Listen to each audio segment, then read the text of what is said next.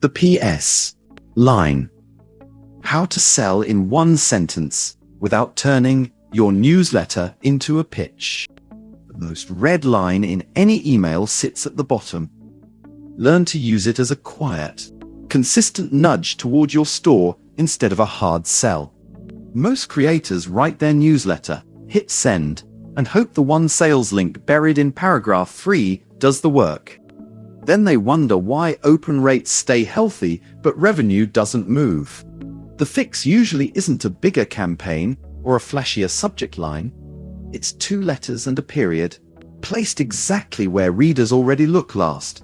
Your PS. Why the PS? It's the most read line in your email.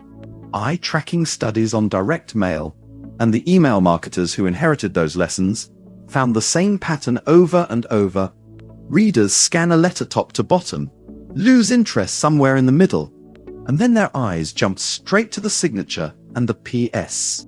Before deciding whether to read the body at all, email behaves the same way. Someone opens your newsletter on their phone between meetings, thumbs down to see how long it is, and lands on the last 2 lines before they've read a word of the actual content.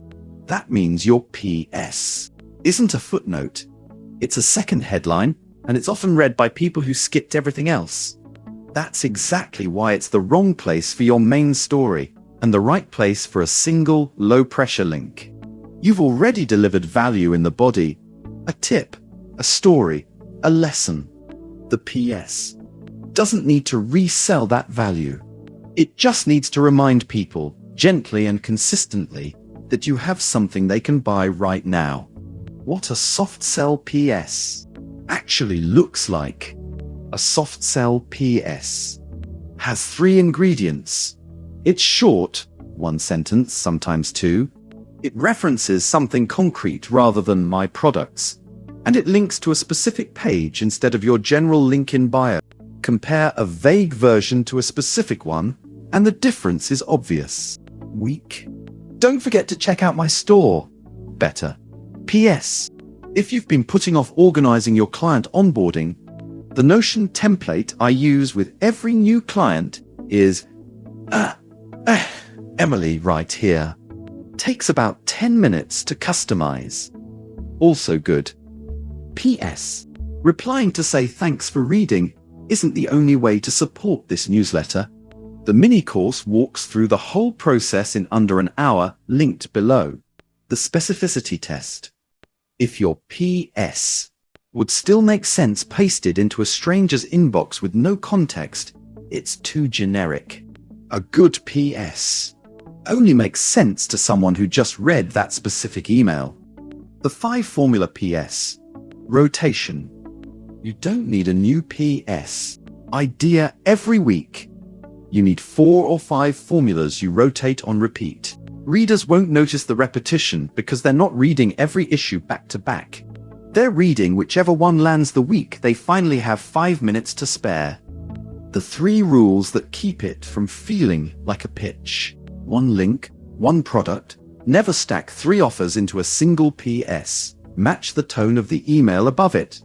A casual newsletter shouldn't end in a formal sales line, link to the exact product page. Not your home page or a generic link in bio. Keep it under 25 words. If it needs a second sentence, it's not a PS anymore. It's a pitch. Only include a PS when you actually have something to sell that week. Skipping it occasionally keeps it credible, where that link should actually point. This is where most soft sell strategies quietly fail.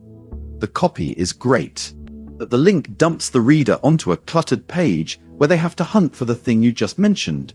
A PS earns 1 click of patience, maybe 2.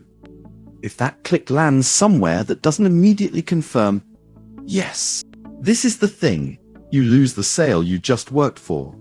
That's really a storefront design problem more than a copywriting one.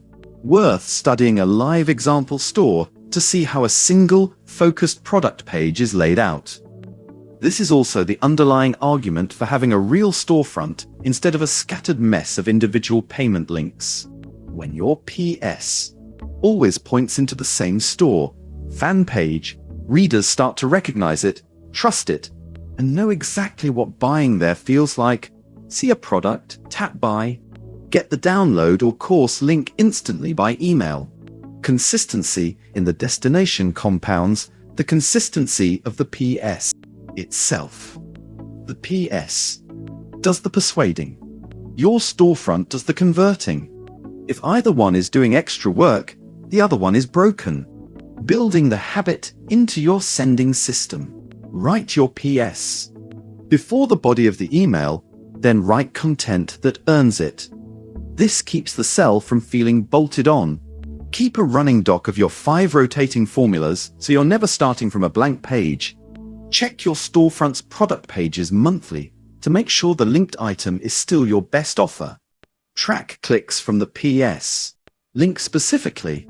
A unique link per product page makes this easy, so you know which formulas actually convert. Review your customer list after each send. Repeat buyers are a signal your PS rotation is working, not fatiguing your list. If you're sending broadcasts through your store.fan customer list already, this loop gets even tighter. The same dashboard that holds your product pages also sends the campaign, so there's no copy-pasting links between 2 different tools. If you haven't connected the 2 yet, it's worth reading through the FAQ on how campaigns and product pages work together before your next send. None of this requires a redesign of how you write. It requires one disciplined sentence at the bottom of every email, pointed at one clear page, said with the same quiet confidence every time. Do that consistently for a month, and you'll have a rough answer to whether soft selling actually moves revenue for your audience. And if you want more tactics like this, the blog has further breakdowns of how creators turn store.fan into their main sales channel, one small nudge at a time. If you ever get stuck wiring campaigns to product pages, contact support. It's a 5-minute fix, not a redesign. Key takeaways. The PS is one of the most read lines in any email. Even skimmers catch it, which makes it the cheapest, lowest friction place to sell. A recurring PS formula trains subscribers to expect a small nudge, so it never feels like a pitch, even when it appears every single send. The best PS lines point to one specific product page, not your homepage. Specificity converts, vague links don't. Rotate 4-5 proven PS formulas so the pattern stays fresh without becoming a new copywriting project every week. A PS only works if the destination loads fast and checks out in one tap. That's a storefront problem, not a copy problem. Start your creator store free at store.fan.